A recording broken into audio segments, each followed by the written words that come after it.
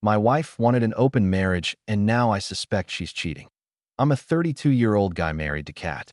We've been together for the past 2 years, dating for 2 years before getting married. Recently, things have not been going well between us. The trouble started 2 months ago when my wife suggested we open up our marriage to add excitement. I was surprised by her suggestion. I never thought she'd bring it up. I want to clarify that I'm not trying to control her, but given our history, it's tough for me to believe she's interested in trying this. Let's face it, open marriage is risky and often ends up hurting one or both partners. I told her clearly that I'm not comfortable with an open marriage. It's not that I'm against trying new things or spicing up our married life, but I want those things to stay within the boundaries of a closed marriage with no third person involved. She was disappointed because it's rare for me to deny her something. I love her a lot and usually go along with her requests, even if it means making compromises. Although she didn't say anything after our conversation, I could sense that she was not happy about it. I wanted to get to the bottom of the situation and understand her reasoning. I began questioning my abilities in bed. I wanted to talk to her, but she remained silent. Kat is a consultant with a busy work schedule, often working in different time zones, which disrupts her work-life balance. While I also have a hectic work schedule, it doesn't require me to go beyond our time zone, making it easier for me.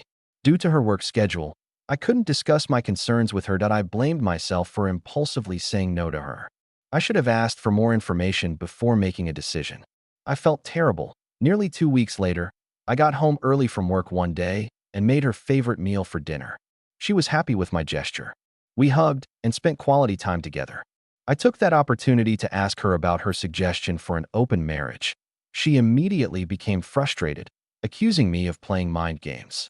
I didn't trick her. I just wanted to spend time with her and understand her perspective on open marriage. That's it. I got upset with her accusations and asked her directly if I was not meeting her needs. After that, she opened up. She told me about interns in her office who are fresh out of college and in their early 20s. They party a lot and hook up whenever they can. Their adventurous stories planted the idea of an open marriage in her mind. She admitted to feeling a fear of missing out when her young colleagues talked about their exciting lives. That I listened to her and understood her point of view. It's natural for people to be influenced by tempting things. I told her I'm not comfortable with the idea of open marriage because I cherish our relationship. Our bond means a lot to me. Before I met Kat, I also lived a wild life in my 20s, doing the same things as others, but I went through the emotional challenges that everyone does. Excitement can fade, leaving behind emptiness. Finding comfort in Kat after meeting her, I didn't want to go back to my old life. We got married, and she was the one I envisioned a family and growing old with. I openly shared my thoughts on open marriage with her, suggesting we reconsider if she was genuinely interested. However, she immediately denied it, though she seemed to understand. I thought she agreed with my opinion during our conversation, but I was mistaken. Everything seemed normal for a few days, but after about a week, her behavior changed drastically. She started acting cold, attributing it to work stress. Recently, she's been behaving terribly, throwing tantrums over trivial things and mocking me as outdated when I asked her about it. She explained that I'm too stubborn in sticking to my beliefs and not keeping up with trends. That I question what she meant by following the trend, as I stay updated with fashion, music, and web series. I asked if my reluctance for an open marriage upset her, and she simply nodded, leaving me confused. Throughout this time, her work schedule became busier with more late nights. Initially, it was only a few days a month, but now she's coming home late almost every other day, sometimes even at dawn. When I confronted her, she mentioned aiming for a promotion, proving her worth for the position. While I admire her ambition, I worry about the truth. Honestly, I'm hesitant to entertain negative thoughts or jump to conclusions. Yesterday, something happened that prompted me to share my feelings and seek advice from the community. I reached home earlier than usual and decided to prepare Kat's favorite lasagna for dinner, despite her late-night plans. I wanted to surprise her. I messaged her, and she responded that she'd be late, maybe after midnight, dampening my enthusiasm. That I spent the next hour playing video games, hungry but wanting to have dinner with Kat. An urge led me to pick her up from the office, something I'd never done before unless we had plans after work. Thinking it would be a nice surprise, I rushed to her office, a standalone building easy to spot. Waiting outside for 30 to 45 minutes, it was 12:30 a.m., but there was no sign of Kat. Worried, I went upstairs to inquire at the reception.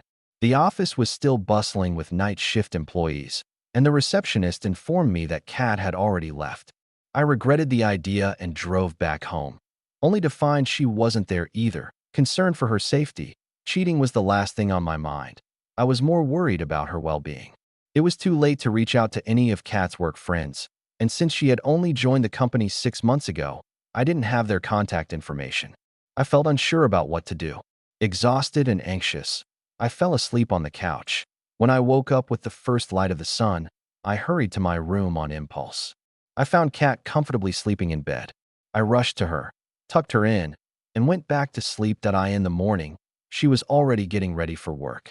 I asked when she had come home last night, and she mentioned it was around 3 a.m. due to a busy day at work, including a meeting with an Asian client. Curious, I inquired about when she left the office, and she casually said around 2:30 a.m., leaving me shocked. Her response raised concerns. Either the receptionist gave me incorrect information about Kat not being at the office around 12:30 a.m., or Kat was lying about being there until 2:30 a.m. Still feeling dizzy from the previous night's stress, I didn't press further. She called me in the afternoon, asking if I had been to her office. The receptionist had informed her about my midnight visit. I wondered about the receptionist's unusual working hours, but explained why I had gone to her office. She was silent for a moment, then clarified that she had left her office in the afternoon for a meeting at her client's U.S. office in another part of the city. This explained why she wasn't in her office when I checked. I was puzzled by her explanation. She elaborated that her client was an Asian company with a U.S. office, where she participated in Zoom calls with employees in the Asian time zone. Despite this being a common practice worldwide, I felt confused about my own situation, that I'm at a loss and don't know what to do next. Should I wait for things to settle or confront Kat again with my doubts? I've confronted her multiple times in the past. Any suggestions or advice would be appreciated. Update: I received some shocking news. Please bear with me as I vent that I attempted various ways to access Kat's emails or her phone's password, but she kept it very private. I tried hard to come up with ideas to uncover the truth, but I didn't succeed.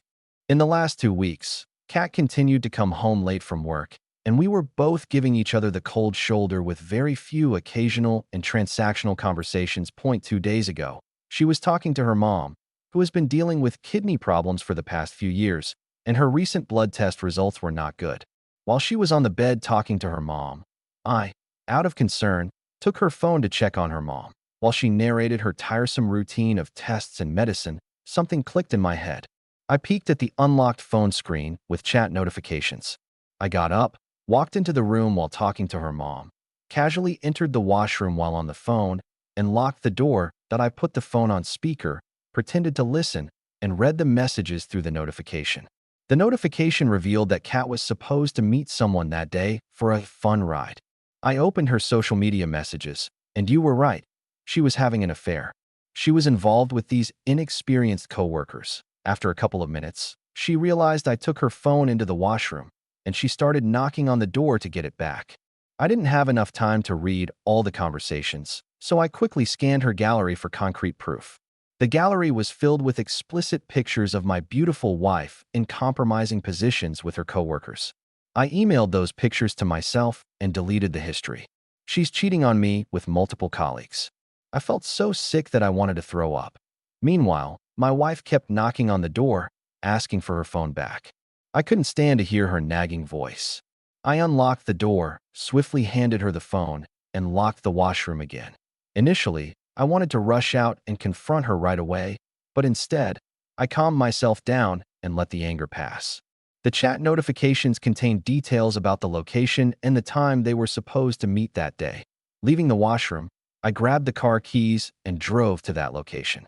While leaving the house, she faintly called my name, but I didn't bother to turn back. At the hotel, I chose the darkest table in the lobby, not to cause a scene, but to observe how comfortable she was on her way to cheat. She was supposed to be there at 5 p.m., and I arrived at 3 o'clock, downing countless shots. By 5, I had initially hoped to confront her at home, but God knows what I was thinking, maybe too numb and unready for a face-off. Not even in the lobby. By 6, she didn't show up. I thought she might have sensed my presence and changed the location.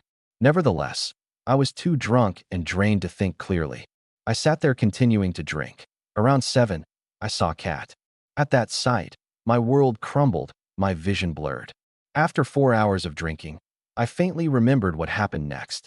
Reacting in autopilot mode, I got up, staggered to the reception area where she was registering her entry, tapped her on the shoulder, and said, "Good luck with your fun ride." I might have said more, but this is the summarized version. She held my hand, attempting to explain, but I don't recall her words. I do remember shrugging her off, freeing my arms from her grasp, and storming out of the hotel. I hailed a cab to my friend's place and passed out at his door. The next thing I remember is waking up on my friend's couch yesterday afternoon. I slept for 16 hours straight. It was Sunday afternoon. My friend, Lee, made me some lunch along with fresh lemonade. I poured out my entire story to him that he advised me to freeze joint accounts, change passwords, and get an STD check immediately. For someone betrayed so badly, money and all these privacy checks were the least of my concerns that I reached out to my dead phone, plugged it in, and switched it on. The screen flooded with notifications, 100 missed calls, 50 voicemails, and countless pleading messages. I ignored it all. After a few minutes, calls and messages from her started again. I blocked her on all platforms. I felt so disgusted that I didn't even read her messages and emails completely. Today is Monday. I've called in sick for the next few days at my office. I don't know how to deal with this. I've been drinking heavily and want to run away from all of this. I don't know what to do now. My friend is searching for some of the best lawyers in the vicinity. Update: I secured our shared accounts, changed passwords for sensitive information, and got tested for STDs. Thankfully, the test results were negative. Lee assisted me in finding a lawyer, and I shared all the pictures from Kat's phone with him. I temporarily settled with Lee until the divorce is finalized, which worked out well since he needed a roommate. Throughout this time, Kat has been trying to reach me, pleading for us to get back together and start anew. She also contacted Lee, asking for his help in reconciling our marriage.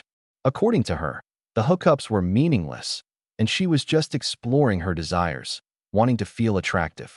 I'm uncertain about these Gen Z concepts of desirability and whether the whole idea is genuine or not. A few days after my last update, I sent Lee to my house with keys to collect my belongings, hoping Kat would be at the office on a regular work day. However, Lee found her at home, where she broke down and sought his help. Lee was clever enough to inform her that I was staying in a hotel, not at his place, to avoid any potential drama. Kat informed Lee that she had quit her job, revealing that it all began when interns at work started flirting with her. They made her feel desired and beautiful again, leading her to try various experiences, including illicit ones. Initially, it was a one-time thing, but she later became dependent on the thrill. Since the interns didn't make enough money, they relied on Kat to cover their expenses. She eventually realized they were taking advantage of her financially, but by then, she was already immersed in that lifestyle. When Lee questioned why she didn't confess earlier, Kat claimed she had spoken to me about opening up the marriage due to guilt. However, my refusal to agree prevented her from confessing anything to me. I find it confusing. What's the point of asking for an open marriage after cheating on me? Kat is resisting signing the divorce papers and blaming me for motivating her one-night stands, but she can't provide evidence for her false claims. Now she's seeking alimony, citing mental distress caused by the divorce. If anyone deserves compensation, it's me, as I had to endure the terrible feelings of betrayal. Later that month, Kat's sister Amy, name changed, contacted me, pleading for reconciliation. She shared how Kat is going through tough times, leading to severe depression due to the interns damaging her reputation at the office. They circulated compromising pictures of Kat having fun with them to other senior employees, mocking her as an easy target. This gossip made her the center of attention at the office, forcing her to leave. Senior employees spread the gossip outside the office network, making it difficult for Kat to get referrals. That I reminded Amy that Kat chose to leave our stable married life for a thrilling experience, and now she has to face the consequences. Anyway, I'm moving forward with my life. I've kept my drinking habits in check, focused on working out, eating healthy, and staying busy at work. The divorce proceedings are ongoing despite Kat's resistance. It got delayed, but my lawyer assures me that it will wrap up soon.